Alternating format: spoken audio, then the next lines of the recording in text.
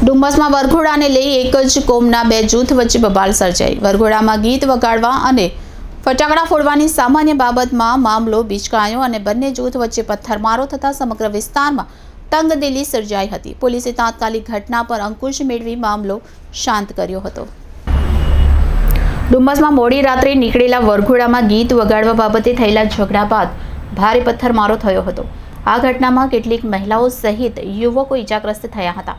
ખલાસી અને કોળી પટેલ યુવકો સામસામે આવી જતા આ મામલે મોડી રાત્રે મામલો તંગ બન્યો હતો। ડુમ્મસમાં નવા સાત ફળિયા અને ગરાસ ફળિયાના યુવકો વચ્ચે ધીંગાણું થયું હતું।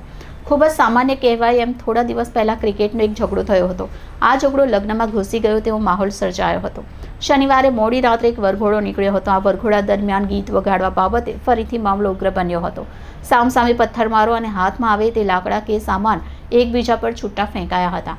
આ ઘટનામાં બંને પક્ષોના લોકોને માથામાં, પગમાં, હાથમાં ઈજા પહોંચતા સિવિલ ખસેડાયા હતા। ઘટના બાદ ડુમ્મસ પોલીસે મામલો થાળે પાડી બંને પક્ષોના ટોળાની ધરપકડ કરી કાયદેસરની કાર્યવાહી કરી હતી।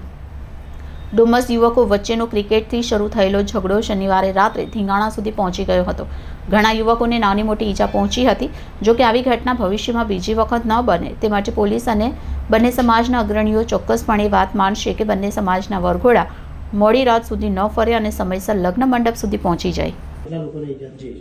ટોટલ જે છે ઈજા 4 વ્યક્તિઓને થયેલી છે। પથ્થરના કારણે ઈજા થયેલી છે।